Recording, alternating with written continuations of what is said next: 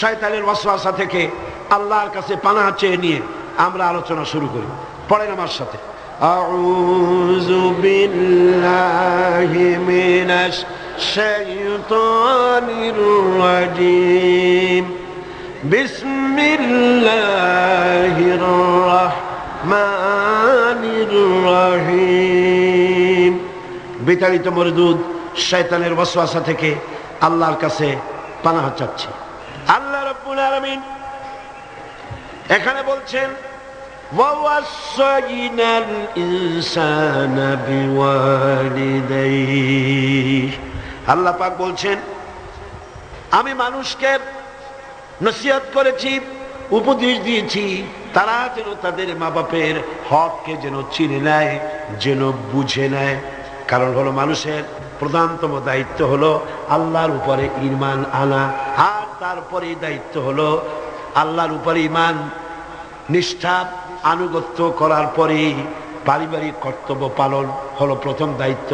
আর সেই প্রথম দায়িত্বের শুরুতে উচ্চ স্থান হলো আল্লাহর পরে, উচ্চ স্থান হলো মা বাপের। সুবহানাল্লাহ। আল্লাহর পরে, আল্লাহ রাসূলের পরে সবচাইতে উচ্চ স্থান কার? আল্লাহর আনুগত্যের পরে মা বাপের আনুগত্য যেন মানুষ করে। এজন্য আল্লাহ রাব্বুল আলামিন তিনি বলছেন, ওয়াকাদা রাব্বুকা আল্লা তা'বুদু ইল্লা ইয়্যাহু ওয়া বিল ওয়ালিদাইনি ইহসানা। তোমার রবের পক্ষ থেকে এটা ফয়সালা হয়ে গিয়েছে, এটা চূড়ান্তভাবে ফয়সালা হয়েছে যে আমি আল্লাহর পরে, আমি আল্লাহর ইবাদতের পর ইহসান করতে হবে, উপকার করতে হবে, ভালোবাসতে হবে, মহব্বত করতে হবে, ইহসান করতে হবে মা বাপের। কার? চিল্লায় কোন কার? মা বাপের আনুগত্য করা, হুকুম মানা আল্লাহ পাক ফরজ করে দিলেন। আল্লাহ পাক শিখালেন, ইম্মা ইয়াবলুগান্নাল কিবারা আহাদুহুমা আও কিলাহুমা ফালা তাকুল লাহুমা উফফিন ওয়ালা তানহারহুমা ওয়া কুল লাহুমা কাওলান কারীমা। আল্লাহ পাক বলছেন, তাদের মধ্যে একজন অথবা উভয় তোমাদের সম্মুখে যখন বার্ধক্যে পৌঁছে যায়, তাহলে তাদেরকে তাদের সামনে এই শব্দটি পর্যন্ত বলো না, এবং তাদেরকে ভৎসনা করো না, ধমকের স্বরে কথা বলো না, মাথা উঁচু করে ধমকের স্বরে চোখ রাঙায় কথা বলো না, বরং আদবের সাথে সম্মানের সাথে কথা বলো। সুবহানাল্লাহ। মা বাবার সাথে কেমনে কথা বলতে হবে আল্লাহ পাক শিখায় দিচ্ছেন। মা বাবার সঙ্গে কথা বলবা ভদ্রতার সাথে, সম্মানের সাথে, এবং তাদের সঙ্গে, তাদের সাথে দোয়া করতে হবে আল্লাহ রাব্বুল আলামিনের কাছে। আল্লাহ পাক শিখাচ্ছেন, ওয়াখফিদ লাহুমা জানাহাদ যুল্লি মিনার রাহমা ওয়া কুর রাব্বিরহামহুমা কামা রাব্বায়ানি সগীরা। হে পরওয়ারদিগার, এভাবে দোয়া করো। মা বাপ তাদের জন্য নরম এবং বিনীত হয়ে তাদের সামনে অবনত হও, করুণার ডানা বিছায়া দাও। মা বাপের জন্য কি করো? করুণার ডানা বিছায়া দাও, আর তাদের জন্য এইভাবে দোয়া করো, হে আমার রব, আমার শিশুকালে, আমার সহায়হীন সময়, আমার যখন কোনো উপায় ছিল না, পায়খানা করে বিছানায় পায়খানার ভিতরে পড়ে থাকতাম, সাফ করতে আমি পারি না, বলতেও পারি না, আমার ভাষা নাই। শীতের রাতে পেশাবের মধ্যে পড়ে আছি, এত অসহায়, আমি না কাঁদলে কেউ আমার কাছেও আসে না, কথা বলতে পারি না। আমার অসহায় সময় আমার মা বাপ যেভাবে আমাকে স্নেহের করে লালন পালন করেছে, হে আমার মাবুদ, অকৃত্রিম স্নেহ দিয়ে আমাকে যেভাবে লালন করেছে, হে আল্লাহ, তুমি আমার মা বাপকে তোমার রহমতের করে লালন পালন করো। পড়েন সব আমার সাথে, রব্বিরহামহুমা কামা রাব্বায়ানি সগীরা। সবাই পড়েন, রব্বিরহামহুমা কামা রাব্বায়ানি সগীরা। আয় আমার রব, আমার মা বাবার উপর রহমত করো, শান্তিতে রাখো। আপনারা প্রত্যেক নামাজের মুনাজাতে আপনারা যখনই দোয়া করবেন এই দোয়াটা পড়বেন। মনে থাকবে? মনে থাকবে? খবরদার ভুলে যাবেন না। সূরা বনী ইসরাঈলের এই দুটি আয়াতের মধ্যে কয়েকটি শিক্ষা পাওয়া যায়। প্রথম হচ্ছে, মুমিনের উপর আল্লাহ রাব্বুল আলামিন আল্লাহর পরে সবচেয়ে বড় অধিকার করে দিয়েছেন পিতামাতার। আল্লাহর পরেই অধিকার কার? পিতামাতার। আল্লাহর ইবাদতের পরই পিতামাতার সাথে ভালো ব্যবহার করার নির্দেশ দিয়েছেন আল্লাহ পাক নিজেই। আর 2 নম্বরে, মাতা পিতা বার্ধক্যে উপনীত হলে তাদের মেজাজের ভিতরে কিছুটা রুক্ষতা আসতে পারে, পারে না? মা বাপ যখন, মানুষ যখন বুড়া হয়ে যায় তখন মেজাজ কি ভালো থাকে নাকি? না না, এক পিড়ি সদ বিমারি, একটা রোগী শত, এক বার্ধক্য শত রোগের উৎস। নানান রকমের রোগ ব্যাধি আসে, কানে কম শোনে, স্বাস্থ্য ভালো না, মেজাজ খারাপ, এই জন্য তাদের মেজাজটা একটু রুক্ষ হয়ে যায়। সন্তান তাতে যেন বিরক্ত না হয়, খুশির সাথে বরদাস্ত করতে হবে, এমনকি ওহ শব্দটি বলা যাবে না। সুবহানাল্লাহ, আল্লাহ নিষেধ করছেন বরদাস্ত। অনেক লোক আছে, মা বাবা বুড়ো হয়ে গেছে, আর এই বুড়ো হয়ে যাওয়ার পর বিরক্ত হয়ে সন্তান বলতে থাকে, এই বুড়িটা মরে না কেন, বুড়াটা মরে না কেন? বলেন নাউজুবিল্লাহ, মরে না কেন? আমার বন্ধুগণ, কি করে এই কথা আপনার মুখ থেকে বেরোলো? আপনার কি মনে নাই, আপনি যখন ছোট ছিলেন তখন অসুস্থ হয়েছেন, টাইফয়েড হয়েছে, রোগ হয়েছে, ডাক্তারপত্র তেমন সেকালে পাওয়া যেত না। আপনার কাছে বসে, ঘরে বৈদ্যুতিক লাইট নাই, কেরোসিনের আলো জ্বালায়া মা শিয়রে বসে বসে কোরআন শরীফ তেলাওয়াত করে আর চোখের পানি দর দর করে পড়তে থাকে। আখিরি রজনীতে মা দুহাত উঁচু করে রোগাক্রান্ত মৃত্যু শয্যায় শায়িত সন্তানের পাশে বসে দোয়া করে, রব্বুল আলামিন আমার জীবনের বিনিময় আমার সন্তানটার হায়াত দারাজ করে দাও। যেই মা এমন করে দোয়া করে সন্তানের জন্য, সেই সন্তান বউর কথা মতো অথবা নিজেই মায়ের মেজাজ খারাপ দেখে বলে, বুড়িটা মরে না কেন? নাউজুবিল্লাহ, নাউজুবিল্লাহ। আল্লাহ পাক বলছেন, মাতা পিতার মান মর্যাদার দিকে লক্ষ্য রাখো। সূরা বনী ইসরাঈল আয়াতে এই শিক্ষা পাওয়া যায়, মান মর্যাদার ভিতরে উপরে লক্ষ্য রাখো, কারণ এখন আয় রোজগার করতে পারে না আগের মতো, তাদের অভিমান আসতে পারে, যখন যা প্রয়োজন সন্তানটা দেয় না। বউ একটা ঘরের মধ্যে দাজ্জাল মার্কা, চাইলেও পায় না। নানান রকম অসুবিধার কারণে মান অভিমান হতে পারে, গোসা হতে পারে। আল্লাহ নির্দেশ করছেন, সন্তান তুমি যেন মা বাপের সাথে রাগারাগি করবা না। মায়ের সাথে পিতার সাথে কখনো খারাপ ব্যবহার করবে না। কে নিষেধ করেছেন? বিনয়ের সাথে কথা বলো। আল্লাহ বলছেন, মা বাবার সাথে কিভাবে কথা বলো? বিনয়ের সাথে, নরম সুরে, একান্ত অনুগত খাদেমের মতো কথা বলো। সুবহানাল্লাহ। পিতামাতার অসহায় এবং দুর্বল অবস্থায় তাদেরকে বেশি করে সম্মান করো, কারণ মনে রাখা দরকার, তোমার হাজারো বিরক্তি সহ্য করেছে ছোটবেলায় তোমার মা বাপ, হাজারো বিরক্তি সহ্য করেছে। কোলে উঠেছো, ঘাড়ে উঠেছো, পেশাব করেছো, পায়খানা করেছো, বিরক্তি সহ্য করে নাই মা?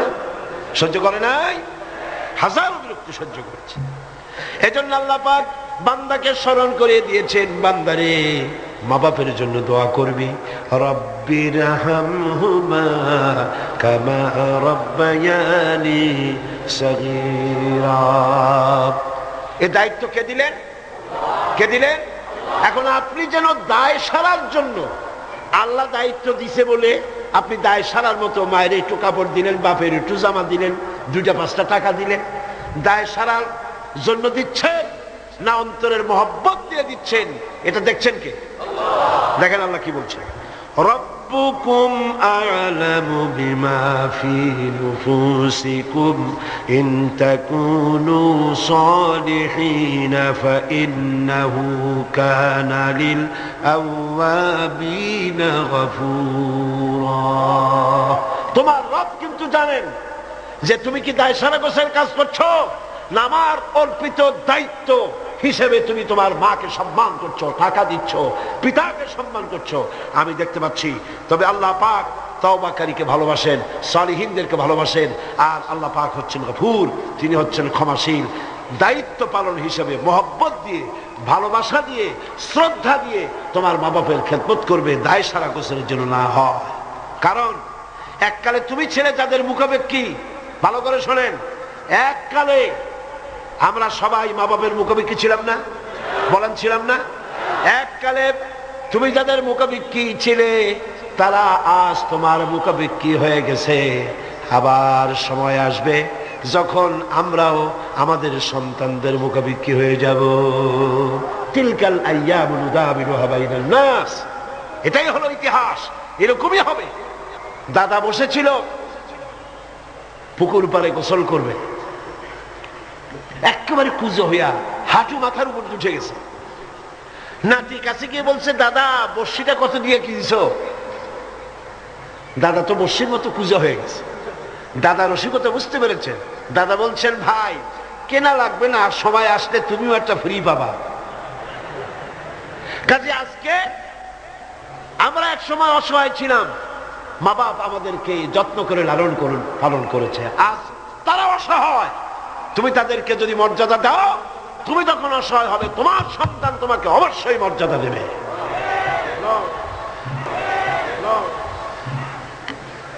সূরা বাকারায় একটি আয়াতে আল্লাহ রাব্বুল আলামিন এভাবে বলেছেন, লা তা'বুদুনা ইল্লাল্লাহ ওয়া বিল ওয়ালিদাইনি ইহসানা। আল্লাহ ছাড়া কারো উপাসনা করো না এবং পিতামাতার সাথে অবশ্যই সদ্ব্যবহার করবে। সূরা বনী ইসরাঈলে বললেন, সূরা বাকারার মধ্যে বলছে। এবার বলছেন সূরা আনকাবুতে, وَوَصَّيْنَا الْإِنسَانَ بِوَالِدَيْهِ حُسْنًا। কত জায়গায় বলতেছেন আল্লাহ, আমি সমগ্র মানব মণ্ডলীকে তাদের পিতামাতার সাথে সদ্ব্যবহার করার জন্য উপদেশ দিচ্ছি, নির্দেশ দিচ্ছি। পৃথিবীর সমস্ত মানুষকে, এখানে মুসলমান বলা হয় নাই, গোটা বিশ্বের মানব মণ্ডলীকে আল্লাহর পক্ষ থেকে নির্দেশ করা হচ্ছে মা বাপের প্রতি শ্রদ্ধাশীল হও। সূরা কাহফে বলা হয়েছে, ওয়াসাইনাল ইনসানা বিওয়ালিদাইহি ইহসানা হামালাতুহু উম্মুহু কুরহা ওয়া ওয়াদাআতুহু কুরহা ওয়া হামলুহু ওয়া ফিসালুহু 30 শাহরা। আমি মানব গোষ্ঠীকে নির্দেশ করেছি, তোমার পিতামাতার ইহসান করো। তোমার মা তোমাকে গর্ভে ধারণ করেছে অত্যন্ত কষ্টের সাথে, আর ডেলিভারিও করেছে অত্যন্ত কষ্টের সাথে, আর 30টি মাস ধরে নিজের বুকের দুগ্ধ দিয়ে খাওয়াইয়া তোমার মানুষ করেছে। খবরদার মা বাবার সঙ্গে নাফরমানি করে। মায়ের পেটের ভিতরে যখন সন্তান থাকে, পেটের ভিতরে যখন সন্তান থাকে, সন্তান নড়াচড়া করতে থাকে, মা বাবার স্বাভাবিক, মায়ের স্বাভাবিক অবস্থা তখন আর থাকে না। লক্ষ্য করেন, মায়ের স্বাভাবিক অবস্থা থাকে না, ক্ষুধা কম হয়ে যায়, খেতে পারে না, মাথা ঘুরাতে থাকে, শরীরের ভিতরে একটা অস্বাভাবিক অবস্থা বিরাজ করে, তার মাসিক অসুখটা বন্ধ হয়ে যায়। আল্লাহ রাব্বুল আলামিন তাকে খাওয়াবার জন্য, পেটের ভিতরে সন্তান বড় হচ্ছে, এই সন্তান খাবে কি, সেজন্য আল্লাহ রাব্বুল আলামিন মায়ের নাভির সঙ্গে আর সন্তানের নাভির সঙ্গে একটা তার লাগায় দিয়া মায়ের মাসিক রক্তগুলি এগুলি সন্তানের শরীরের ভিতরে সন্তানের শরীরকে দিয়ে আল্লাহ পাক বড় বানায় দেন। আর মা তখন দুর্বল হতে থাকে। এই সময় মাকে সবচাইতে বেশি ভালো খাবার দেওয়া উচিত। আমার দেশে মানুষেরা বোঝে না। পৃথিবীতে অপুষ্টিজনিত রোগে সবচাইতে ভোগে পৃথিবীর মধ্যে নারী মেয়ে লোকেরা। সবচাইতে অপুষ্টিজনিত রোগে কারা ভোগে? মেয়ে লোকেরা। সেদিকে আপনাদের লক্ষ্য রাখা দরকার, আপনার সন্তান ধারণ করেছে, আপনার বংশকে রক্ষা করার দায়িত্ব পালন করছে স্ত্রী। তার সন্তান, তার পেটে যখন সন্তান এসেছে তখন তাকে ভিটামিন খেতে দিতে হবে, ক্যালসিয়াম খেতে দিতে হবে, দুধ খেতে দিতে হবে, মাছ খেতে দিতে হবে, শাক খেতে দিতে হবে, গোশত খেতে দিতে হবে, ভালো ভালো খাবার তাকে দিতে হবে। এটা দেওয়া দায়িত্ব আপনার। তার রক্তগুলি সব সন্তানের মধ্যে চলে যাচ্ছে। এখন দেখুন আল্লাহ রাব্বুল আলামিন কি করছেন, রক্তগুলি নাভির ভিতর থেকে, পাইপের মধ্য থেকে শরীরের মধ্যে আল্লাহ দিয়ে দিচ্ছেন। মুখের মধ্যে দিয়ে আল্লাহ খাওয়ার নাই, মুখটাকে আল্লাহ পাক পবিত্র রেখে দিলেন, যাতে করে দুনিয়া আসার পরে বান্দা যেন ওই পবিত্র মুখ দিয়ে আল্লাহ রাব্বুল আলামিনের নামের জিকির করতে পারে। দুনিয়া যখন আসলো, সন্তান যখন দুনিয়া আসলো, লাইনটা কেটে গেল। কয়টা লাইন ছিল বুঝেন না কথা? মার পেটের মধ্যে লাইন ছিল কয়টা খাবারে? একটা লাইন ছিল। যখন দুনিয়া আসলো সঙ্গে সঙ্গে লাইনটা কেটে দেওয়া হলো। দাত্রীতে কাটুক, নার্সে কাটুক, ডাক্তারে কাটুক, লাইনটা তার কেটে দেওয়া হলো। খাবারের লাইন ছিল, লাইন কাটা। এখন কি খাবে? দেখুন আল্লাহ রাব্বুল আলামিনের কুদরত কত। মায়ের খেদমত কেন করবেন? পেটের মধ্যে বসে তার রক্ত খেয়েছেন, তার রক্ত দিয়ে আপনার শরীর বড় হয়েছে। আর দুনিয়া আসার পর যখন একটা লাইন কেটে দেওয়া হলো, লাইন একটা কেটে গেল, আল্লাহ পাক বুকের মধ্য দিয়ে মায়ের বাচ্চার মুখের মধ্যে ডবল লাইন চালু করে দিলেন। ডবল লাইন চালু করে দিয়েছেন, দুধ এসে গিয়েছে। এই দুধ সৃষ্টি করেছেন কে? সন্তান ক্ষুধা লাগলে বলে চাইতে পারে না, বলতে পারে না। আল্লাহ রাব্বুল আলামিন মায়ের কলিজার ভিতরে এমন আকর্ষণ দিয়েছেন সন্তানের প্রতি। সন্তান যখনই ক্ষুধা লাগে, সন্তান কাঁদতে থাকে, আর কান্নার আওয়াজে মায়ের কলিজার ভিতরে অসহ্য বেদনা শুরু হয়ে যায়, সন্তানের প্রতি আকর্ষণ সৃষ্টি হয়ে যায়। যত কাজ থাকুক না কেন সব ফেলে দিয়ে মা দৌড়ে গিয়ে কলিজার টুকরা সন্তানকে বুকের সাথে জড়াইয়া ধরে। সুবহানাল্লাহ। এজন্য বাচ্চা যখন গর্ভে থাকে, আল্লাহ নবী বলেছেন, আল মারআতু ইযা হামিলাত কানা লাহা আজরুস সাইমিল কায়েম আল মুখবিতিল মুজাহিদ ফি সাবিলিল্লাহ। আল্লাহ পাকের নবী বলেন, মায়ের পেটে যখন সন্তান থাকে, এই সন্তান পেটে থাকার কারণে রাতের বেলা যে ঘুমাতে পারে না ঠিক মতো, সারা রাত দাঁড়ায় দাঁড়ায় ইবাদত করলে যত সওয়াব হইতো, আল্লাহ পাক মায়ের আমলনামায় সেই সওয়াব লিখে দেন। মা যে খেতে পারে না ঠিক মতো খেতে পারে না, এই জন্য 10টি মাস রোজা রাখতে পারে যে সওয়াব হতো মায়ের আমলনামায়, আল্লাহর নবী বলেন রোজার সওয়াব আল্লাহ পাক তার আমলনামায় লিখে দেন। সে যে কষ্ট বরদাস্ত করে, এই কষ্ট বরদাস্ত করার জন্য পেটে ধারণের কষ্ট আর ডেলিভারির কষ্ট বরদাস্ত করার কারণে পুরুষেরা জিহাদ করে যে সওয়াব পাবে, মা সন্তান পেটে ধরে ডেলিভারি করে সন্তান মানুষ করে সেই জিহাদের সওয়াব পাইয়া যাবে। সুবহানাল্লাহ, জোরে বলে সুবহানাল্লাহ। আমার বন্ধুগণ, এই সওয়াব আল্লাহ পাক মানুষকে দান করেছেন। মা বাপের খেদমত করতে বলেছেন, মাকে ভুলে যেও না, মায়ের প্রতি শ্রদ্ধাশীল হও, মায়ের জন্য আল্লাহর কাছে দোয়া করো, আমার কাছে মা বাপের জন্য প্রার্থনা করো। রব্বির হামহুমা কামা রাব্বায়ানি সগীরা। পড়েন সবাই, রব্বির হামহুমা কামা রাব্বায়ানি সগীরা। আয় আল্লাহ, আমার মা বাপ যেমন স্নেহের কোলে আমাকে লালন পালন করেছে, তুমিও আমার মা বাপকে তোমার রহমতের কোলে লালন পালন করো। এখানে একটা জিনিস লক্ষ্য করো, হামালাতহু উম্মুহু ওয়াহনান আলা ওয়াহনি, ওয়াহনান আলা ওয়াহনি। শান্তির পর শান্তি, কষ্টের পর কষ্ট। অর্থাৎ পেটে ধরার কষ্ট, ডেলিভারির কষ্ট, এই যে কষ্ট মা বহন করছে, এই কষ্টের ঋণ মানুষ সন্তানেরা কোনোদিন শোধ করতে পারবে না। পারবে? সন্তান যদি তার বুকের চামড়া দিয়া মায়ের জন্য এক জোড়া জুতা তৈরি করে দেয়, পিঠের চামড়া নয়, সন্তান যদি তার বুকের চামড়া দিয়া মায়ের পায়ের এক জোড়া যদি জুতা তৈরি করে দেয়, মায়ের এক ফোঁটা দুধের হক আদায় হবে না। আল্লাহ পাক বলছেন, وَإِنْ جَاهَدَاكَ عَلَى أَنْ تُشْرِكَ بِي مَا لَيْسَ لَكَ بِهِ عِلْمٌ فَلَا تُطِعْهُمَا وَصَاحِبْهُمَا فِي الدُّنْيَا مَعْرُوفًا। আল্লাহ পাক বলছেন, কিন্তু তারা যদি তোমাকে, মর্যাদা তাদের আল্লাহর পরেই মা বাপের মর্যাদা, আল্লাহর পরে কার মর্যাদা? সন্তানের কাছে মা বাপের মর্যাদা। কিন্তু তারা যদি তোমাকে আমার সাথে এমন কাউকে শরীক করার জন্য চাপ সৃষ্টি করে যাকে তুমি চেনো না, আমার শরীক হিসাবে জানো না, তাহলে ফালা তুতিউহুমা, তাহলে অবশ্যই তাদের সে কথা মানবে না। সুবহানাল্লাহ, মানবে না। মা বাপের কথা কতটুকুন মানা যাবে এবং কতটুকুন মানা যাবে না, সে ব্যাপারেও শরীয়ত ঠিক করে দিয়েছে। ঠিক এরকম আরেকটি আয়াত সূরা আনকাবুতের মধ্যে এসেছে।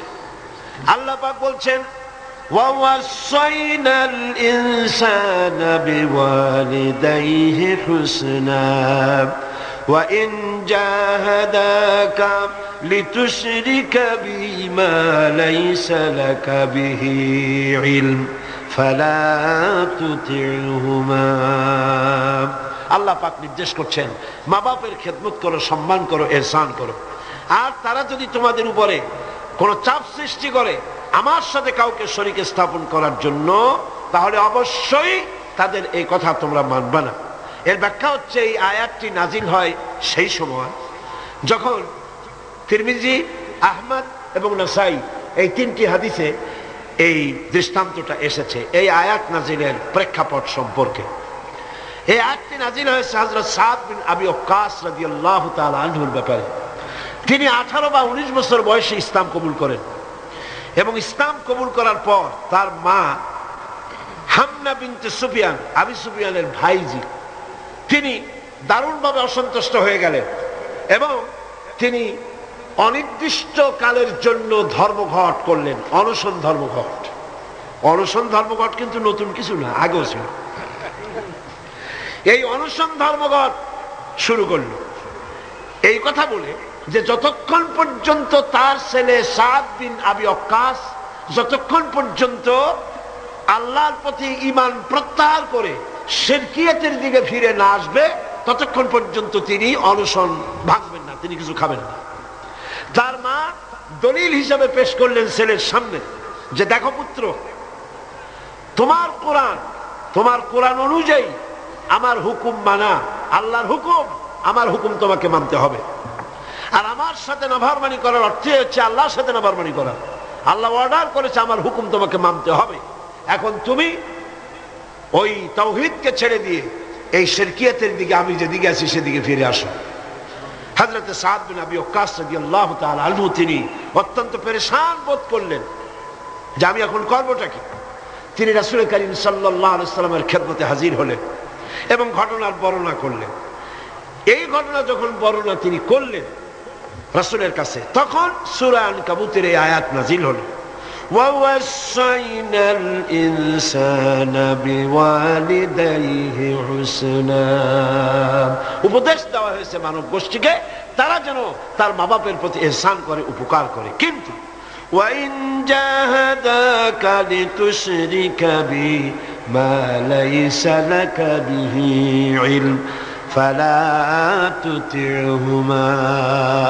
কিন্তু তারা যদি তোমার উপরে শিরক করতে চাপ সৃষ্টি করে, অবশ্যই তাদের অনুসরণ করবা না। খবরদার, মা বাপ যদি আল্লাহর হুকুমের বাইরে যদি কিছু বলে, সেই হুকুম মা বাপের পালন করা, জোরে বলেন, পালন করা যাবে না। কোন অবস্থাতেই মা বাপের সেই হুকুম পালন করা যাবে না। ব্যাখ্যা হচ্ছে যে মা বাপের হক তো সবচাইতে বেশি, কোনো সন্দেহ না, কিন্তু সেই মা বাবাই যদি মানুষকে শিরক করতে বলে তাহলে এই শিরক করতে পারবে না।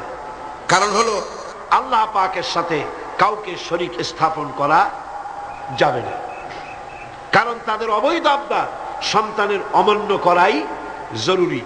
এর দলিল হচ্ছে মা লাইসা লাকা বিহি ইলম, যে ব্যাপারে তোমার জানা নাই, আল্লাহর সাথে শরীক করবা এরকম কোন শরীকদার এই পৃথিবীতে কেউ নাই এবং এ সম্পর্কে তুমি জানোই না, সুতরাং তুমি আল্লাহর সাথে মা বাপের কথা মতো কাউকে শরীক স্থাপন করতে পারবে না। তাই মা বাবা যদি ভুলের উপরে থাকে তাহলে সন্তান সেই ভুলকে মানতে পারবে না, সন্তান সেই ভুলকে মানবে না।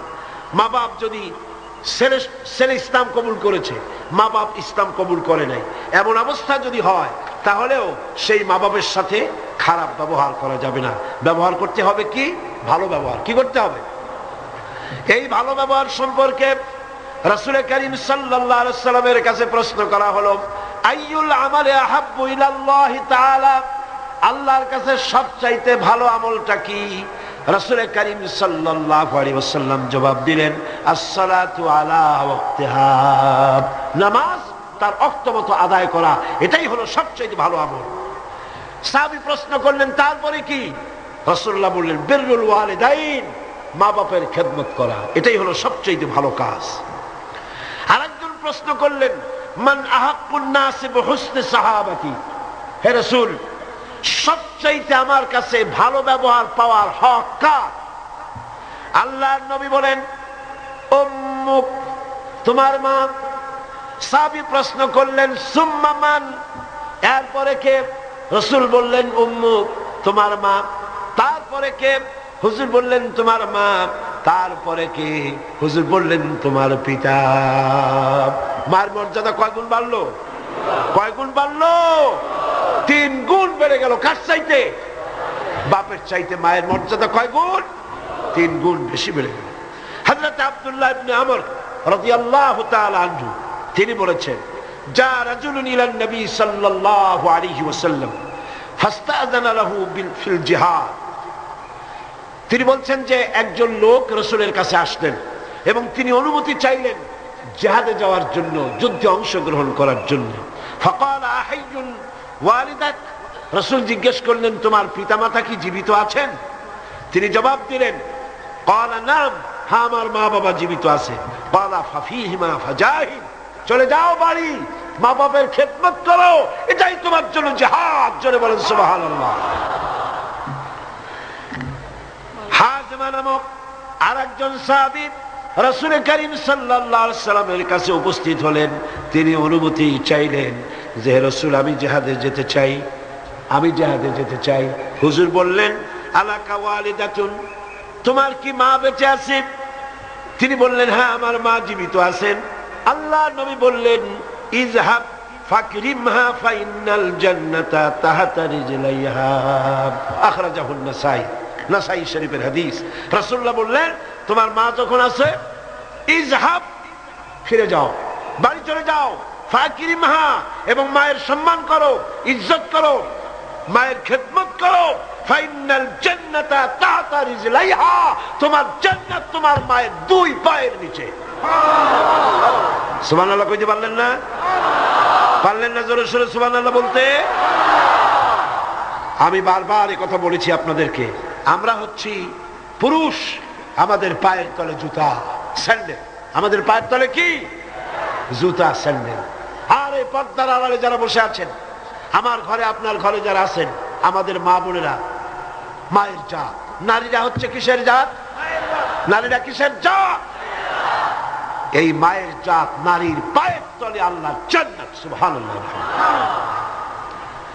আল্লাহর নবী মসজিদে নববীর ভিতরে বসে আছেন, সাহাবায়ে কিরামদের নিয়ে। দেখা গেল একজন বুড়ি মেয়ে লোক প্রবেশ করেছেন।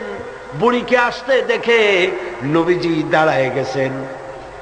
সোজা কথা মনে করেন? আপনি কি কথাটা সহজ মনে করছেন? বিশ্বনবী, আল্লাহর পরে যার মর্যাদা, একটা বৃদ্ধা মেয়ে লোক দেখে দাঁড়ায় গেছেন তার সম্মানে। মেয়ে লোক এসেছেন, রাসূলুল্লাহ নিজের চাদর মোবারক বিছায় দিলেন। রাসূলের সেই মহিলার কথা শুনলেন। মহিলা বিদায় হওয়ার পর সাহাবায়ে কিরাম বললেন, ইয়া রাসূলুল্লাহ, বুঝতে পারলাম না ইনি কে। আল্লাহ নবী নিজের চাদর বিছায়া দেয় এই মহিলাকে। নবীজি বললেন, জানো না, আমি আমার মায়ের স্নেহ তেমন কিছু পাই নাই।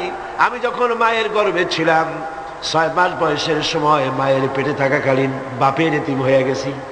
এরপরে মা মারা গেছেন। আমি মায়ের দুধ আমার কপালে তেমন হয় নাই, ভাগ্যে হয় নাই। মায়ের কোলে কাকে চড়ে মায়ের স্নেহ আমার কিসমতে তেমন হয় নাই। যার কোলে কাকে চড়ে, যার বুকের দুধ খেয়ে আমি বড় হয়েছি, ইনি আমার সেই দুধ মা হযরতে হালিমাতুস সাদিয়া, আমার দুধ মা। সুবহানাল্লাহ। মায়ের সম্মান ইসলাম এত বেশি দিয়েছে। মায়ের দুধের বদলা ইয়েমেন থেকে একজন হাজী সাহেব আসছে, মাকে ঘাড়ে নিয়ে তাওয়াফ করতেছে আর গান গাচ্ছে, শের পড়তেছে। মায়ের হক আদায় করে ফেলেছি, মাকে নিয়ে হজ করলাম, মাকে নিয়ে তায়েফ কি বলে মুজদালিফায় গেলাম, মিনায় গেলাম, রমিয়া হাজার করলাম, সাই করলাম, তাওয়াফ করলাম, মাকে গাড়ি নিয়ে সব করেছি। আমার মায়ের হক আমি আদায় করেছি। হযরত আব্দুল্লাহ বিন ওমর রাদিয়াল্লাহু তাআলা আনহুমা ওই লোকের শের শুনে, গান শুনে, এই কথা শুনে তিনি বললেন, তুমি কিসের হক আদায় করেছো? তুমি তো তোমার মায়ের একটা আহ শব্দের হক আদায় করতে পারো নাই। তোমার মা কষ্টে পড়ে তোমাকে কোলে নিয়ে, তোমাকে তোমার কষ্টের সময়, বিপদের সময় তোমাকে দুঃখে দেখে, কষ্ট দেখে মুখ থেকে যাও শব্দটা বেড়েছে, সারা জীবন তো সেই হক আদায় করতে পারবে না। হক আদায় করছো, এত বড় কথা কি করে বলতে পারলে? মা বাপের, পিতামাতার আনুগত্যের চূড়ান্ত রূপ বলতে গিয়ে হযরত ইবনে আব্বাস রাদিয়াল্লাহু তাআলা আনহু বলেছেন, ওয়ান ইবনে আব্বাস রাদিয়াল্লাহু তাআলা আনহু আন্নাহু قال قال رسول الله صلى الله عليه وسلم من أصبح مطيعا لله في والديه أصبح له بابان مفتوحان من الجنة।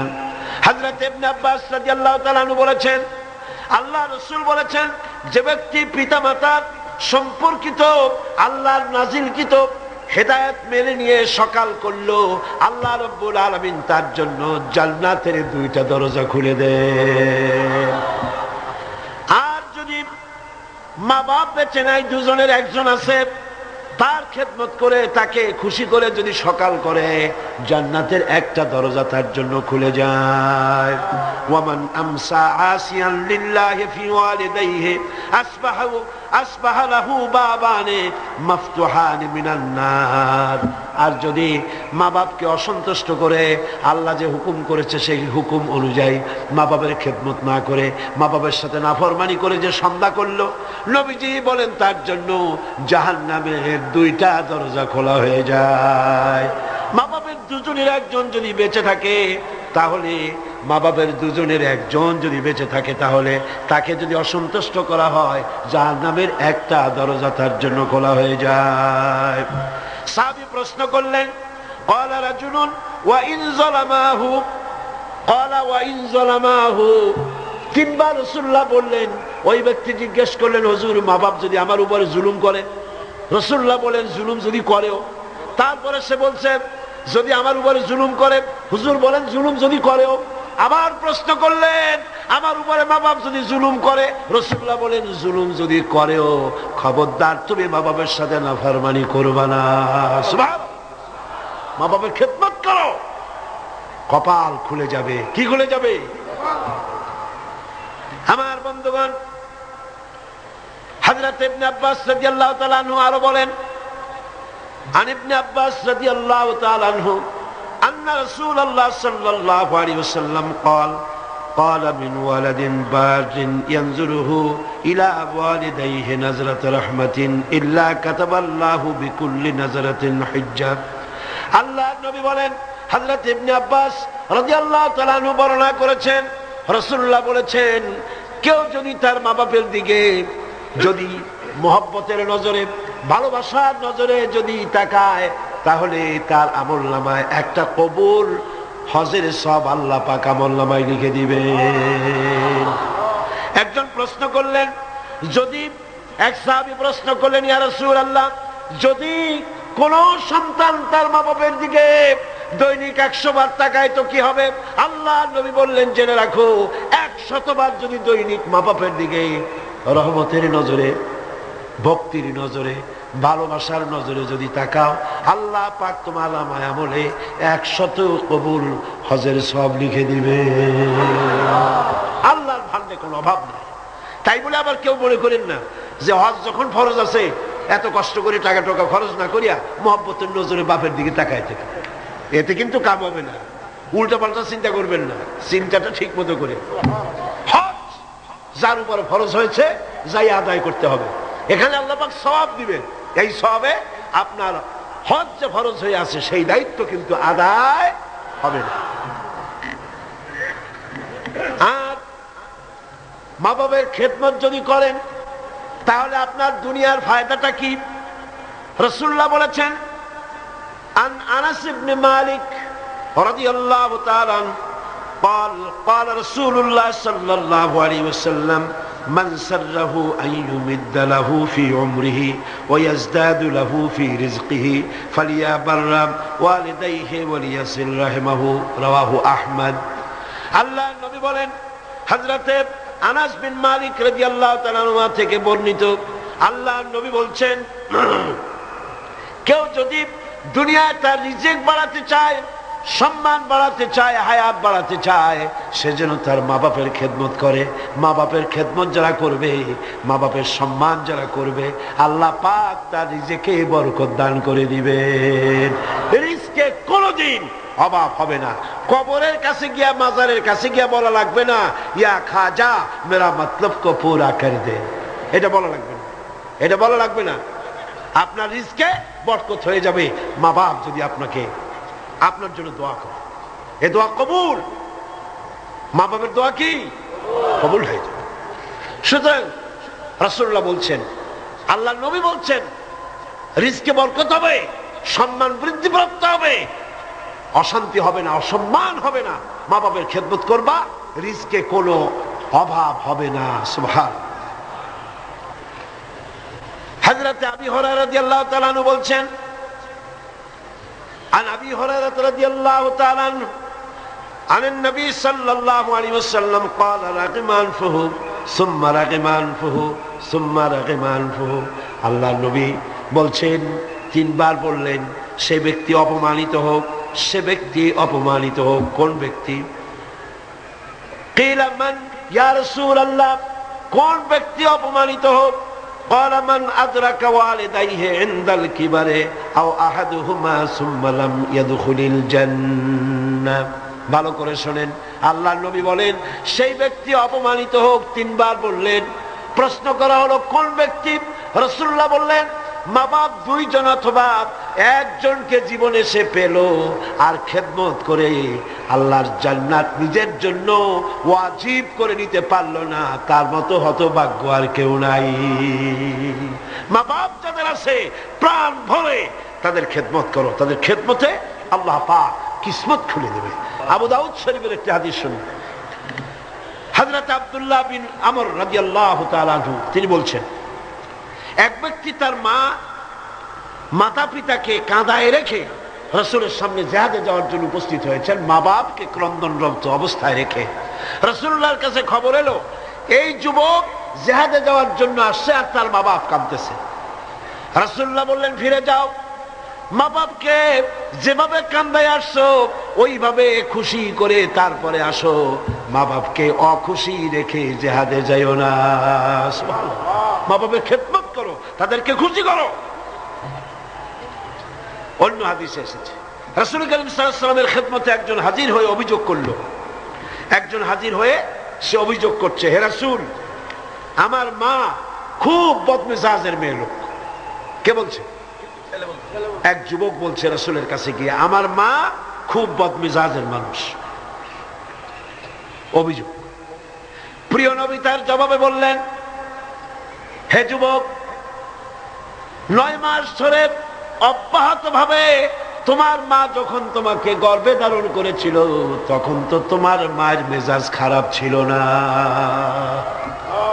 তোমার মা যখন তোমাকে পেটে ধরে রাখছিল তখন মেজাজ খারাপ ছিল? আহারে কি সুন্দর কথা। পেটের ভিতরে একটা জীবিত মানুষ, একটা জীবিত মানুষের পেটের মধ্যে আর একটা জীবিত মানুষ, সে চুপ করে বসে নাই, কেন দিয়ে গুঁতা মারতেছে, হাঁটু দিয়ে গুঁতা মারতেছে। আমার তো মনে হয় যে এই রকমের যদি পুরুষের হইতো, পুরুষের যা মেজাজ খারাপ, দুনিয়া আসার সাথে সাথে ঠ্যাং ধরে আসার মারতো যে পেটের মধ্যে বসে এত নড়াচড়া করছি কেন। আর মায়ের অবস্থাটা দেখেন, আহা, এত কষ্ট পেটে ধারণ করায়। ডেলিভারি যখন করল 10 মাসের পেটে ধরার কষ্ট আর ডেলিভারির কষ্ট, ডেলিভারিতে কত কষ্ট হয় সে কথা আল্লাহ ছাড়া আর কেউ জানে না। এই ডেলিভারি যখন হয়ে যায়, মা যখন হুঁশে এলো, মা প্রথমেই জানতে হয় কি হয়েছে আমারে দেখাও। সন্তান যখন মায়ের চোখের সামনে তুলে ধরা হয়, আমার আল্লাহ পাক বলেন মায়ের 10 মাসের পেটে ধরার কষ্ট আর ডেলিভারির কষ্ট সন্তানের চেহারা দেখার সঙ্গে সঙ্গে মায়ের মন থেকে আমি আল্লাহ মুছে ফেলে দেই। রাসূলুল্লাহ বলছেন, ও যুবক, আজকে তুমি বলতেছো তোমার মায়ের মেজাজ খারাপ, কিন্তু 9 মাস যখন পেটের মধ্যে তুমি ছিলা তখন তোমার মেজাজ খারাপ হয় নাই। যুবক তখন পাল্টা জবাব দিল, হে রাসূল, আমি মিথ্যা কথা বলছি না, আমার মা সত্যই তার মেজাজটা দারুণ খারাপ। হুজুর বললেন, সে যখন রাতের পর রাত জাগতো আর তোমারে দুধ খাওয়াইতো, তুমি তোমার মা গভীর রাত্রে ঘুমায় আস, তুমি চিৎকার করতেছো, ঘুম ভাঙা তোমারে কোলে নিয়ে দুধ খাওয়াইলো, 2.5 বছর পর্যন্ত জ্বালাইছো মায়ের বুকের দুধ খাইয়া, দিনে দুপুরে রাত্রে কত কষ্ট দিছো, তখন তো তোমার মায়ের মেজাজ খারাপ ছিল না। আরে আরে, খেতে বসেছে মা, মা কি করে, সকলকে আগে খাওয়ায়, স্বামীরে খাওয়াইলো, মেহমান খাওয়ালো, বাচ্চাদের খাওয়ালো, সব শেষে সামান্য তরকারি আর ভাত আছে, খাইতে বসছে সব শেষে, বাচ্চারে কোলে নিয়ে, বাচ্চা পায়খানা করে দিয়েছে কোলের মধ্যে।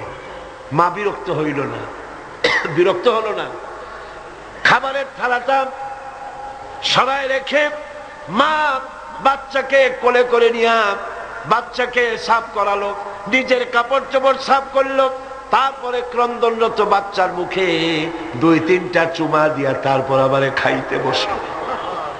যেই মা তোমারে নিয়া এভাবে করে 2.5 মাস পর্যন্ত বুকের দুধ খাওয়াইয়া তোমারে বড় করলো, তখন তো তোমার মায়ের মেজাজ খারাপ ছিল না। যুবক বলছেন, হে রাসূল, আমার মা আমাকে নিয়ে যত কষ্ট করেছে আমি সে কষ্টের হক আদায় করে দিয়েছি, আমি তাকে হক আদায় করছি, যা তার খাবার দিয়েছি, পরার দিয়েছি, তারে নিয়ে হজ করেছি, হক আমি আদায় করে দিয়েছি। আল্লাহ নবী জিজ্ঞেস করলেন, সত্যি কি তুমি হক আদায় করছো? কয় যে হ্যাঁ, আমি হক আদায় করে দিয়েছি। প্রিয় নবী জবাবে বললেন, তুমি তো বলছো হক আদায় করেছো, কিন্তু আমার প্রশ্ন হচ্ছে তুমি কি তোমার মায়ের সেই কষ্টের বদলা দিতে পেরেছো যে কষ্ট তোমাকে ভূমিষ্ঠ করার সময় তোমার মায়ের হয়েছিল? তোমাকে ডেলিভারি করার সময় তোমার মায়ের যে যন্ত্রণা হয়েছিল সে হককে আদায় করতে পেরেছো? কিয়ামত পর্যন্ত আদায় করতে পারবে না। খবরদার, মা বাবার সঙ্গে নাফরমানি করবে না। মাতা পিতার সাথে যারা নাফরমানি করে তাদের কপাল পুড়ে যায়।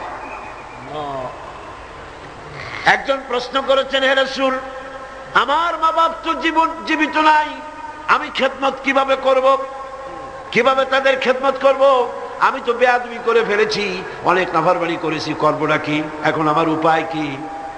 রাসূল করিম সাল্লাল্লাহু আলাইহি ওয়াসাল্লাম বলেছেন, এর জন্য উপায় আছে, 4টা পদ্ধতি আছে। 4 পদ্ধতিতে মা বাপের মৃত্যুর পরে তাদের খেদমত করা যায়। কয়টা পদ্ধতি? মুখস্থ করেন। মা বাপের সাথে যারা নাফরমানি করেছেন অথবা করেন নাই, মা বাপ মরে গেছে, এখনো আপনার দায়িত্ব আছে। কয়টা? 4টা। খিসালুন আরবা, 4টা পদ্ধতি আছে। আর দোয়া লাহুমা ওয়াল ইস্তিগফারু লাহুমা, ওয়াল ইনফাযু আহাদিহিমা ওয়া ইকরামু সাদীকিহিমা। চারটা পদ্ধতিতে মৃত্যু মা বাপের খেদমত আপনি করতে পারেন। এক নম্বরে হলো তাদের জন্য দোয়া করেন, সূরা ফাতিহা পড়েন, সূরা ইখলাস পড়েন। 3 বার সূরা ইখলাস পড়বেন, একবার কোরআন শরীফ খতম করার সওয়াব হয়ে যাবে। একবার সূরা ইয়াসিন পড়বেন, 10 বার কোরআন শরীফ খতম করার সওয়াব আমলনামায় লাগা হয়ে যাবে। দরুদ শরীফ পড়েন, এগুলি বলে মা বাবার জন্য দোয়া করেন। আর বলেন রব্বিরহামহুমা কামা রাব্বায়ানি সগীরা। মা বাবার জন্য দোয়া করেন। এক কয়টা পদ্ধতি? কয়টা? 1 নম্বরে হলো দোয়া করা। 2 নম্বরে আল ইস্তিগফার, মা বাবার জন্য ক্ষমা চাও আল্লাহর কাছে। আল্লাহকে বলতে হবে রব্বুল আলামিন, আমার মা বাপ মানুষ, অন্যায় করেছে, ভুল করেছে, গুনাহ করেছে, গুনাহ হইতে পারে। আল্লাহ তুমি দয়া করে আমার মা বাপের জিন্দেগীর গুনাহ খাতা মাফ করে দাও। বলেন আমিন। আরো বলতে হবে আল্লাহ পাক আমার মা বাপ জীবনে যত গুনাহ করেছে তাদের জীবনের সাইয়্যাত গুলি হাসানাত দিয়া তুমি বদলাইয়া দাও। তুমি যদি ইচ্ছা করো তাহলে তো আমার মা বাপ যে গুনাহ করছে এই গুনাহগুলি তুমি নেকির পাল্লায় নেক বানায় উঠাই দিতে পারো। পারে না? পারে না? সেভাবে দোয়া করো। 3 নম্বরে তাদের ওয়াদা পূরণ করো। মা বাপ যে সব ওয়াদা করে গেছেন পূরণ করতে পারেন নাই, মা বাপের ওয়াদাগুলি পূরণ করে দাও। 4 নম্বরে মা বাপের যেসব বন্ধু আছে, মায়ের যেসব বান্ধবী আছে তাদের সঙ্গে সম্মানজনক আচরণ করো, মাঝে মধ্যে তাদেরকে হাদিয়া দিও। পিতার আত্মীয়দের, পিতার বন্ধুদের সাথে বাপের মতো শ্রদ্ধা করো, সম্মান করো। সুবহানাল্লাহ, সুবহানাল্লাহ। রাসূলকে প্রশ্ন করা হয়েছে, হুজুর আমি তো অনেক গুনাহ করে ফেলছি, আমার উপায় কি? হুজুর বললেন মায়ের খেদমত করো। শুনতেছেন কথা? শুনতেছেন? আমি অনেক গুনাহ করেছি, আমার উপায় কি? হুজুর বললেন মায়ের খেদমত করো। তিনি বললেন হুজুর আমার তো মা বেঁচে নাই, এখন আমার উপায় কি? হুজুর কন যাও খালার খেদমত করো, মায়ের গন্ধ খালার গায়ে দিয়ে আসে। সুবহানাল্লাহ। ভাইরা আমার, মা বাবার সঙ্গে যারা দুর্ব্যবহার করে এই দুনিয়ায় তাদেরকে আল্লাহ রাব্বুল আলামিন শাস্তি দিবেন, আর পরকালের শাস্তি তো তাদের জন্য রয়েই গেছে।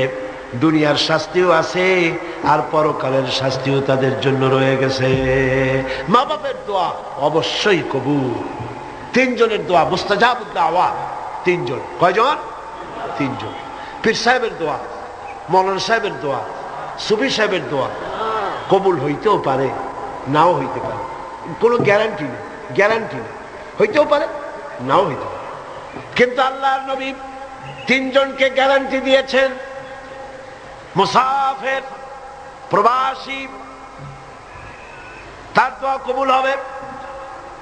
যেমন পাকিস্তান থেকে জামে আশরাফিয়ার মুহতামিম হযরত মাওলানা ফজলুর রহিম সাহেব এখানে উপস্থিত হয়েছেন, কসরের নামাজ পড়ছেন। প্রবাসী মুসাফির, মুসাফিরের দোয়া কবুল হবে, বলেন সুবহানাল্লাহ। আবার মাজলুম ব্যক্তি, অত্যাচারিত ব্যক্তি যদি দোয়া করে আল্লাহ পাক তার দোয়া মঞ্জুর করে নেবেন। আর মা বাপ যদি সন্তানের জন্য দোয়া করে অবশ্যই সেই দোয়া কবুল হয়ে যাবে। অবশ্যই মা বাপের দোয়া কবুল, কোনো সন্দেহ নাই। লা শাক্কা ফি ওয়ালা রাইবা ফি। মা বাপ দোয়া করলে কবুল হবেই হবে। সুবহানাল্লাহ। এখন এই আয়াতের শেষ দিকে আল্লাহ পাক বলছেন ফালা তুতিউহুমা ওয়া সাহিবুহুমা ফিদ দুনিয়া মারুফা। মা বাপ যদি মুশরিক হয়, মুশরিকা হয়, তাহলে তাদের সাথে আচরণটা কিন্তু খারাপ করা যাবে না। কথা বুঝতে পেরেছেন? আচরণ খারাপ করা যাবে না, আচরণ ভালো করতে পারো, ভালো হতে হবে। সদাচার করো, সদাচরণ করো। মা বাপ যদি অমুসলিম হয়, গুনাহগার হয়, এমনকি মা যদি বেশ্যা হয়, তোমার কাছে মা মাই।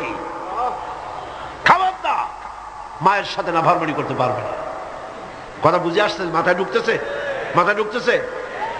এবার দেখুন হযরতে আসমা বিনতে আবি বকর রাদিয়াল্লাহু তাআলা আনহা, তিনি বলছেন আন আসমা বিনতে আবি বকর রাদিয়াল্লাহু তাআলা আনহা قالت قدمت علي امي وهي مشركه في عهد رسول الله صلى الله عليه وسلم রাসূলুল্লাহর যুগে আমার মা মুশরিক অবস্থায় আমার বাড়ি আসলো। আমি প্রশ্ন করলাম, হে রাসূল, আমার মা আমার বাড়িতে আসছে, আমি কি তার সঙ্গে আত্মীয় জনিত ব্যবহার করব নাকি? আমার মা হিসাবে তার সাথে আমি সেরকম ব্যবহার করব নাকি? অথচ তিনি ইসলামের প্রতি বেজার, আপনার প্রতি নাখোশ, আল্লাহর প্রতি নাখোশ, ইসলাম তিনি ভালোবাসেন না। আমার বাড়ি আসছে, আমি তার মেয়ে, আমি এখন তার খেদমত করা বা তার প্রতি ভালো ব্যবহার করা আমার জন্য কি রকম হবে আপনি বলেন? নবীজি বললেন, অবশ্যই তুমি তোমার মায়ের সাথে সম্মানজনক, আত্মীয়তাজনক, মায়ের সাথে সন্তান যেমন ব্যবহার করে সেই ব্যবহার করা লাগবে। মা মুশরিকা হতে পারে, ব্যবহার পাবে সে সন্তান যে ব্যবহার করা উচিত সেই ব্যবহারই পাবে। এই জন্য যাদের মা এবং পিতা মুশরিক বা মুশরিকা, তাদের জন্য সন্তান কেঁদে কেঁদে আল্লাহর কাছে দোয়া করবে। তোমার মা যদি বেনামাজি হয়, তোমার বাপ যদি বেনামাজি হয়, তাহলে তাদের নসিহত করতে গিয়া আঙ্গুল উঁচু করে, চোখ রাঙাইয়া, মাথায় ধমক দিয়া, ধমকের সুখে সুরে মা বাপকে কথা বলতে পারবা না। পায়ে ধরে বলো মাকে, পিতাকে পায়ে ধরে বলো, বাবা, হে আমার মা বাবা, নামাজ পড়ছেন না, এটা জাহান্নামের রাস্তা, অনুগ্রহ করে নামাজ পড়ুন। ধমক দেওয়া যাবে না। সুবহানাল্লাহ। আমার বন্ধুগণ, মা বাপের জন্য কেঁদে কেঁদে দোয়া করতে হবে। যাদের মা বাপ এরকম, ইসলাম সহ্য করতে পারে না, আল্লাহ সহ্য করতে পারে না, রাসূল সহ্য করতে পারে না, এটা তো সেই যুগে ছিল, কিন্তু বর্তমান যুগেও আছে না? নাই আছে কিনা? এই মাহফিলও বহুত মহিলা এভাবে চিঠি আমাকে লিখেছেন, মাহফিলে আসে কিন্তু স্বামী তা বরদাস্ত করতে পারে না, কিন্তু সিনেমায় গেলে কোনো খারাপ কিছু বলে টলে না, সেখানে যাও, মাহফিলে যাও। ছেলে ইসলামী ছাত্র শিবির করে, অসহ্য, টাকা বন্ধ করে দাও, লেখাপড়া বন্ধ করে দাও, সহ্য হয় না। ইসলামী ছাত্রী সংস্থা করে, মৌলবাদী হয়ে গেছে, পয়সা দেয় না, খাবার দেয়। হায় রে কপাল পোড়া বাপ, তোমার তো চিন্তা করা উচিত, তোমার ছেলে সে তো কমিউনিস্ট আন্দোলন করে না, তোমার ছেলে তো সিনেমায় যায় না, তোমার ছেলে তো girls high school, girls college ছুটির সময় এতিমের মতো মেয়েদের দিকে তাকায় থাকে না, তোমার ছেলে মাস্তানি করে না, চাঁদাবাজি করে না, ইসলামী ছাত্র শিবির করে, ইসলামী ছাত্রী সংস্থা করে, পবিত্র সংগঠন করে।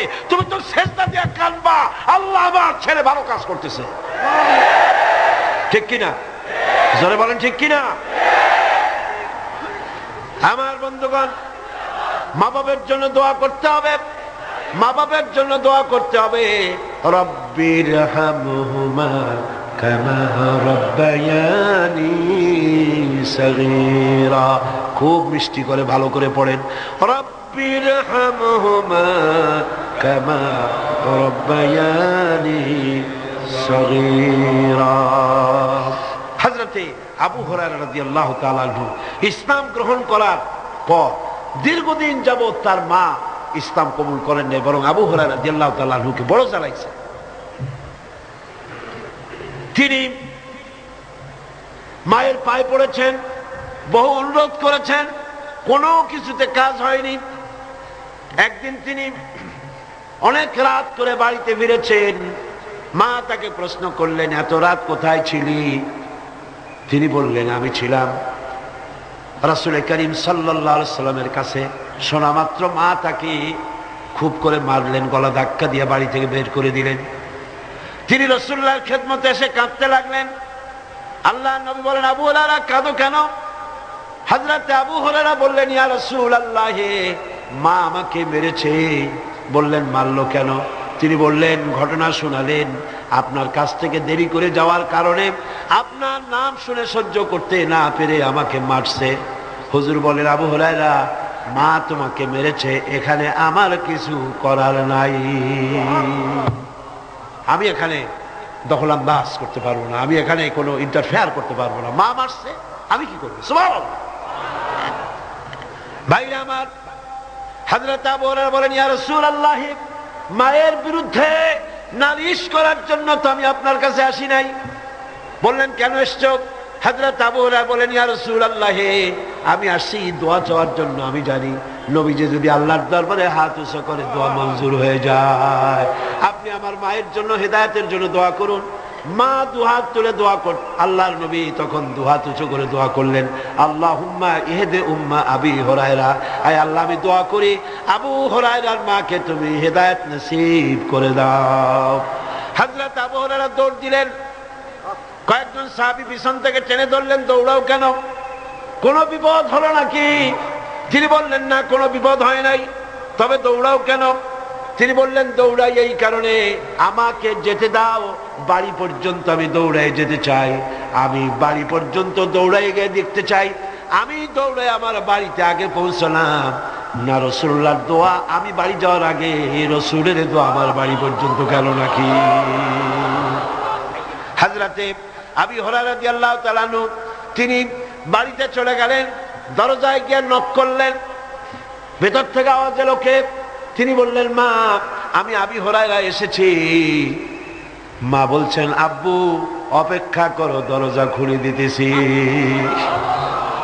হযরতে আবু হুরায়রা তিনি বললেন, মায়ের গলার আওয়াজ দিয়েই আমি বুঝতে পারলাম আমি ঘরে আসার আগে রাসূলুল্লাহ তীর তার নিশানায় পৌঁছে গেছে, দোয়া কবুল হয়ে গেছে। হযরতে আবু হুরায়রা বললেন, মা বেরিয়ে এলেন, গোসল করে এসেছেন। মা আমারে বললেন, বাবা, তোমাকে মারার পর আমি বড় অনুতপ্ত হয়েছি যে আমি মারলাম কেন। আমার ছেলে তো কোনো খারাপ মানুষের কাছে যায় নাই, দুনিয়ার সর্বশ্রেষ্ঠ মানুষের কাছে গেছে, মারলাম কেন? বড় অনুতপ্ত আর অনুশোচনা আমি করেছি। আমি গোসল করেছি, আমি ওযু করেছি, আমাকে জলদি করে দিয়ে চলো, আল্লাহর নবীর খেদমতে নিয়ে হাজির করে দাও।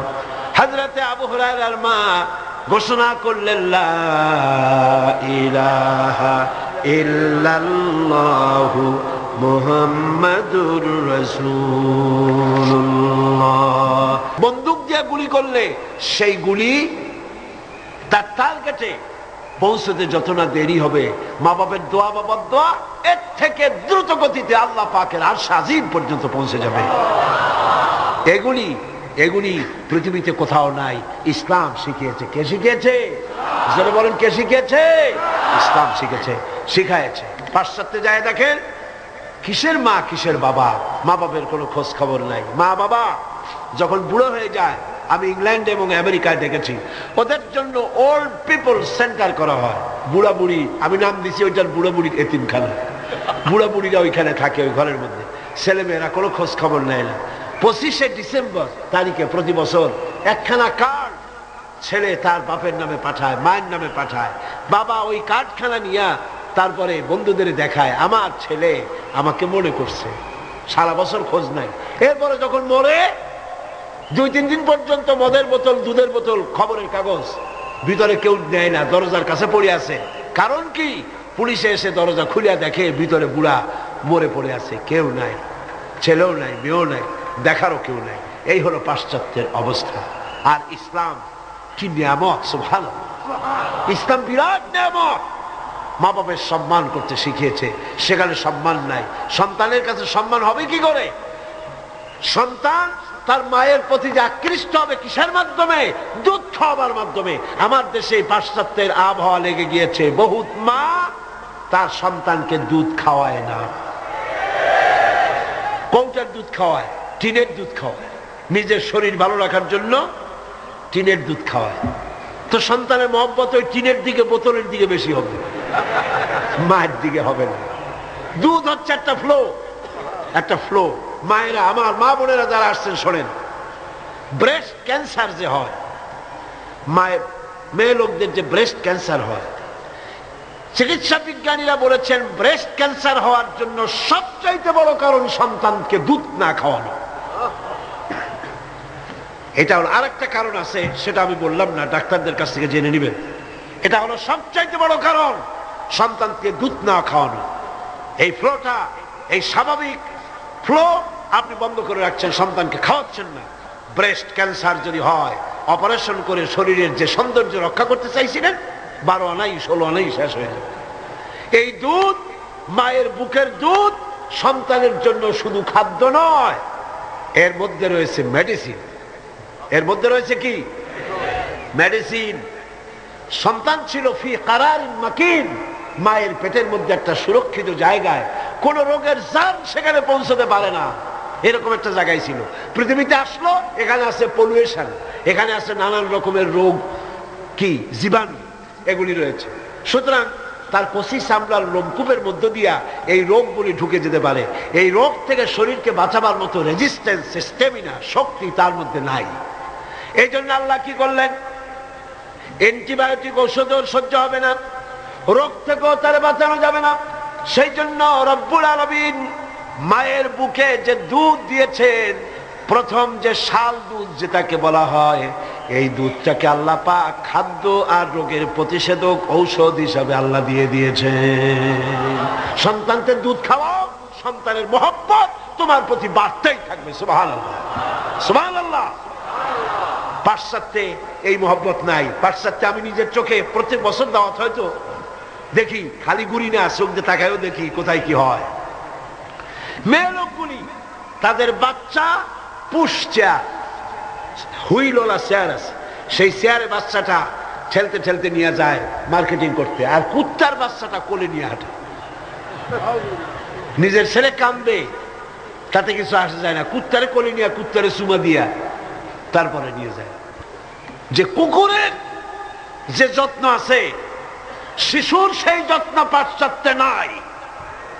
অথচ শিশুর মর্যাদা আল্লাহ দিয়েছেন, শিশুর হক, মায়ের দুধ তাকে খেতে দিতে হবে। এ দায়িত্ব দিয়েছে আল্লাহ পাক, এ হক আদায় করার জন্য মাকে দায়িত্ব দিয়েছে। আমার মা বোনেরা, আপনারা আপনাদের মহলে কথা শোনান, সর্বত্র পৌঁছান, কোন মা যেন তার সন্তানকে নিজের দুধ থেকে যেন বঞ্চিত না করে। সন্তান রোগ থেকে বাঁচবে, মায়ের প্রতি মহব্বত বাড়বে, ভালোবাসা বাড়বে। এভাবে আল্লাহ পাক বলছেন, তোমার উপরে যদি চাপ, এই মা বাবার খেদমত তো তুমি করবাই, কিন্তু মা বাবা যদি অন্যায় করতে বলে, শিরক করতে বলে, গুনার কাজ করতে বলে, অবশ্যই তুমি সেই গুনার কাজ করবা না। ওয়াত্তাবি সাবিলা মান আনাবা ইলাইয়া, বরং অনুসরণ করবে সেই ব্যক্তির, যে ব্যক্তি আমার পথে পরিচালিত হয়েছে, আমার পথে যে চলছে, আমার পথে যে ডাকে, তার দিকে এগিয়ে আসো। সুম্মা ইলাইয়া মারজিউকুম, আর এরপরে তোমাদের সকলকেই আমার কাছে ফিরে আসতে হবে। কার কাছে? কার কাছে? ফাউনাব্বিউকুম বিমা কুনতুম তা'মালুন, আর এরপরে কিয়ামতের দিন তোমাদের সমস্ত কাজের ফলাফল আমার কাছে প্রকাশিত হয়ে যাবে। মুনাজাত করব, মুনাজাতের পরে আজান হবে বা জামাত, আমরা নামাজ পড়ে যাব ইনশাআল্লাহ। আল্লাহুম্মা আমিন। রব্বানা যালামনা আনফুসানা ওয়া ইল্লাম তাগফির লানা ওয়া তারহামনা লানাকুনান্না মিনাল খাসিরিন। রব্বানা লা তুযিগ কুলুবানা বা'দা ইয হাদাইতানা ওয়া হাব লানা মিন লাদুনকা রাহমাতান ইন্নাকা আনতাল ওয়াহ্হাব। হে আল্লাহ তাআলা, লক্ষ লক্ষ মুসলমান নরনারী দীর্ঘক্ষণ ধরে তোমার কোরআনের কথা আমরা শুনেছি। হায় আল্লাহ, তুমি দয়া করে মেহেরবানি করে আমাদের দুরূদ ও সালাম আলোচনার সওয়াব জনাবে মুহাম্মদ রাসূলুল্লাহ সাল্লাল্লাহু আলাইহি সাল্লামের রূহ মুবারকে পৌঁছায় দাও। রব্বুল আলামিন, আমরা যারা মা বাপ হারাইছি, যে মা বাপের কথা এতক্ষণ আলোচনা করলাম তোমার কোরআন থেকে, হায় আল্লাহ, আমাদের মা বাপের কবরগুলিকে জান্নাতের টুকরায় পরিণত করে দাও। রব্বির হামহুমা কামা রব্বায়ানি সগীরা। সবাই পড়েন, রব্বির হামহুমা কামা রব্বায়ানি সগীরা। হায় আল্লাহ তাআলা, সারা জীবন যত গুনাহ করেছি, আল্লাহ তুমি আমাদের গুনাহগাতা মাফ করে দাও। আল্লাহ, এই তাফসীরুল কোরআন মাহফিল কিয়ামত পর্যন্ত কবুল করে নাও। ربنا تقبل منا إنك أنت السميع العليم وتب علينا إنك أنت التواب الرحيم سبحان ربك رب العزة عما يصفون وسلام على المرسلين الحمد لله رب العالمين واجعل آخر كلمة عند الموت لا إله إلا الله محمد رسول الله. السلام عليكم ورحمة الله.